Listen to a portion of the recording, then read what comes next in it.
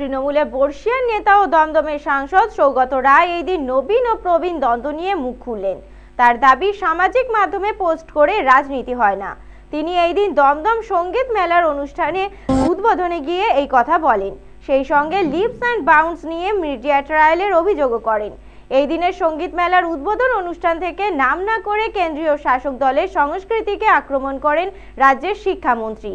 জানিয়ে দেন, হিন্দি, হিন্দু, হিন্দুস্তান এই ধারণায় তাদের কোনো বিশ্বাস নেই। উপস্থিত যারা বিশিষ্ট ব্যক্তিবর্গরা আছেন মঞ্চে, তাদের সাথে এবং বাংলা ভাষার উপর যেহেতু ক্রমাগত একটা আক্রমণ হয়ে আসছে,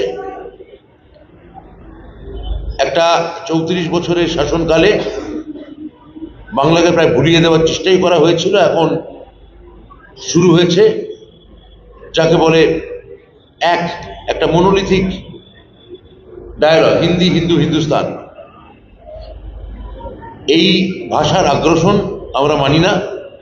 আমরা কোনো ভাষার বিপক্ষে নই, যার ফলে বাংলা ভাষার সঙ্গে সঙ্গে প্রত্যেক বছরই আমরা জনপ্রিয় হিন্দি কোনো গায়ককেও আমরা এই সঙ্গীত মেলায় আহ্বান করি।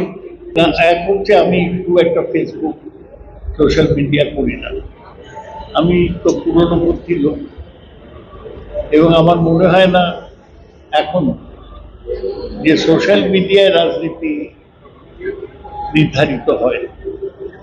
যারা এই ফেসবুক পোস্টটা করেছেন, কেউ বলছে যে তিনি তৃণমূলের প্রবক্তা।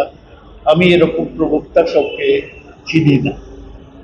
আমি এটাই বলতে চাই যে তৃণমূল কংগ্রেসে কে সেনাধ্যক্ষ হবেন আর কে সেনাপতি হবেন এটা ঠিক হয়ে আছে।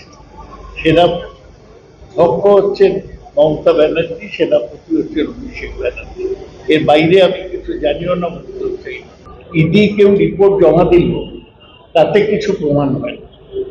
যখন আদালত সম্মতি দেবে যে হ্যাঁ এটা বাজেয়াপ্ত হোক, তখনই বাজেয়াপ্ত হবে। এই যে ট্রায়াল বাই মিডিয়া, আদালত তার রায় দেবার আগেই রোজ তাই নিয়ে আলোচনা কাটাছেড়া, এটা বোধহয় আইনের দিক থেকেও ঠিক